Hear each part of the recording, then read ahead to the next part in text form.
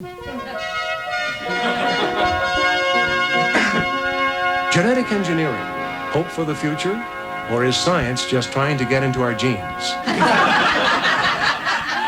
I'll have a liverwurst on a Kaiser roll. At the Synthetic Food Laboratory, they're working with genetic engineering to create new foods to feed a starving world. With mustard and some slaw on the side, por favor.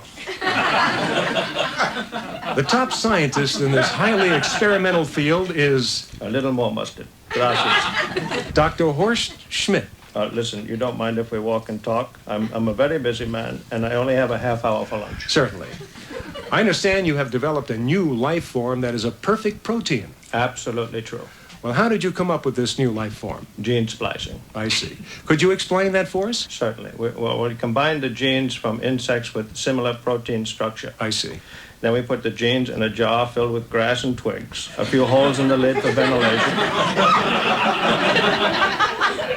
Then we put the jar under a grow lamp. And a new life started to form. Yes, that was our first S.N.I.T. S.N.I.T? S.N.I.T, yes. It stands for Synthetic Nuclear Insect Technology. Well, that's wonderful news, Professor. How long will it be before the world can sit down to a S.N.I.T dinner? Not for a while. You see, we have a problem. Ah, what's that? Well, first we have to make them appetizing. Oh, they're not appetizing? No, not at all. If you saw one now, you'd probably gag. So it's ugly. It's terrifying. Well, what does this S.N.I.T look like? Do you know what guacamole looks like? Yes? Well, like that, but with eyes. Eyes? Yes, hundreds of eyes. Bloodshot eyes staring up at you from the plate. I see. They also see. Well, couldn't you slice or grind up these S.N.I.Ts and serve them that way? You know, that's another problem. We did that. And what did you get? More S.N.I.Ts.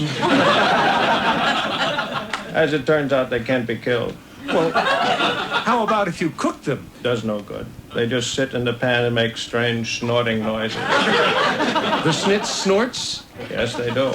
And there are so many of them that they make so much noise it drives the gods crazy. But that's not the big, huge problem. I see. And what is the big, huge problem? The strange disappearances. Oh, the S.N.I.Ts are disappearing? No, the gods are disappearing. The guards? Well, what do you think happened to them? The S.N.I.Ts ate them. Well, how can you be so sure? Well, it wasn't hard to figure out. One night we had two 150-pound gods. The next day we had a S.N.I.T that gained 300 pounds. Well, that's awful. Are you sure? Absolutely positive. Let me show you on the blackboard. 2 G's for God, 1 S for S.N.I.T. If you put 2 G's into 1 S, you get 1 GS. And what's a GS? That's a gigantic S.N.I.T. Well, do you mind if I open the door and see what one of these things look like here? Don't open that door. Good Lord, man. I think I'm going to gag. I told you.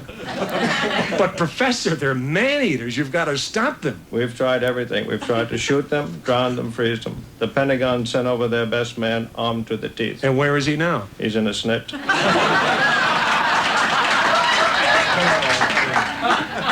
We watched him being devoured through a two-way mirror. It was not a pretty sight. That's awful. He was a valiant man. Right before his head vanished into the S.N.I.T, he screamed, "Mama." That's terrible. It's a terrible problem. So what you're telling me is your genetic engineering has put the Earth in mortal jeopardy. So it would seem. If we can't confine these S.N.I.Ts to this building, there is no safe place on Earth for human beings. No safe place? None at all. I see. That's why I've been working so feverishly on my next project. What's that? Space travel.